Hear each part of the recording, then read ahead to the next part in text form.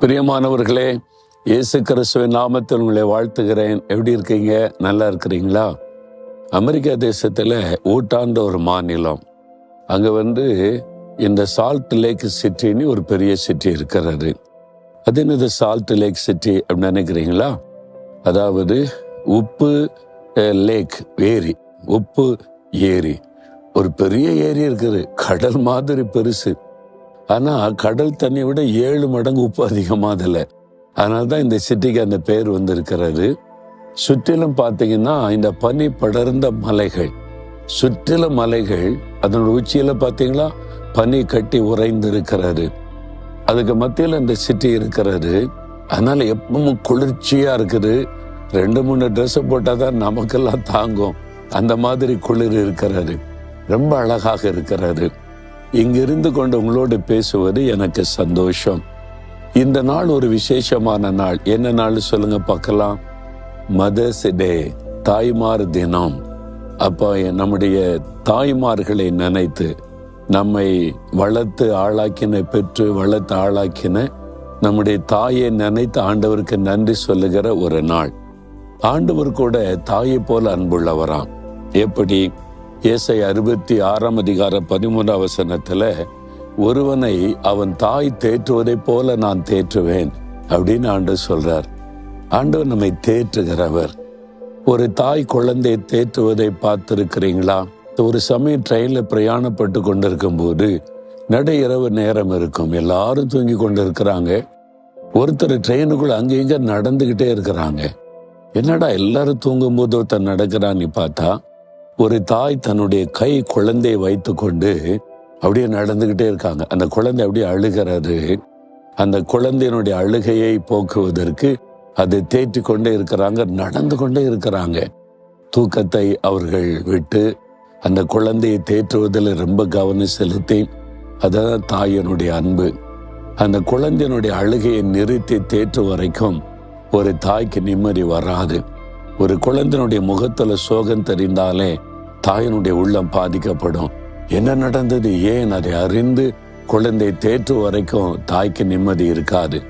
அதே மாதிரி தான் ஆண்டவரும் ஒரு தாயை போல நம்மை நேசிக்கிற ஒரு அற்புதமான ஆண்டவர். நம்முடைய முக வாடி இருந்தாலே அவர் நம்மை பார்த்து பேச ஆரம்பிப்பார்.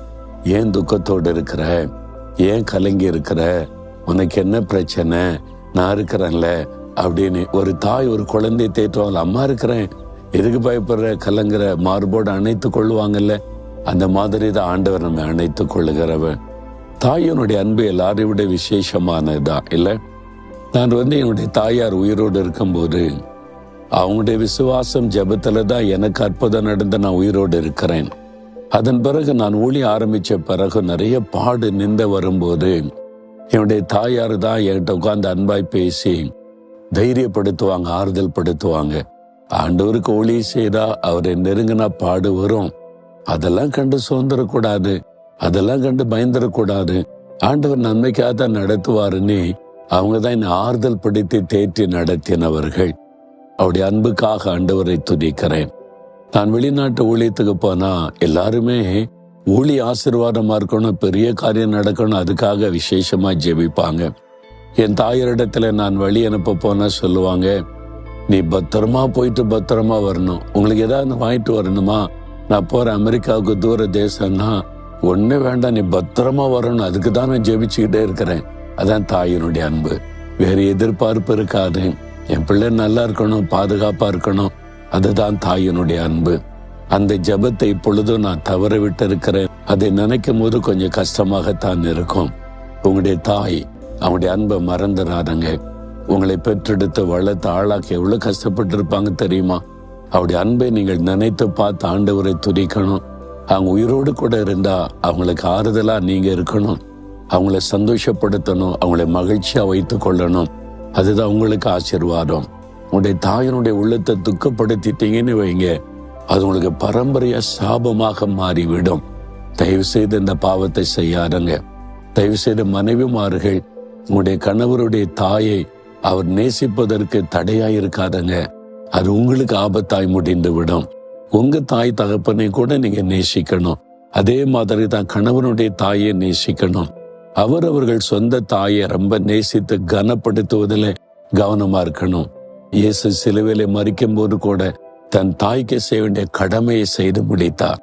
தாயை தன்னுடைய அன்பான சீஷன் கையில ஒப்பு கொடுத்தார் என்று வேதத்திலே பார்க்கிறோம்.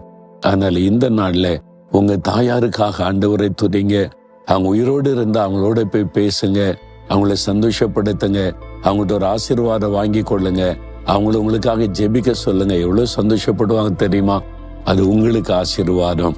இந்த நாள்ல ஆண்டவரே, எங்களுக்கு ஒரு தாயை போல இருக்கிறீர், தாயை போல தேற்றுகிறீர், அந்த அன்பிற்காய் நன்றி.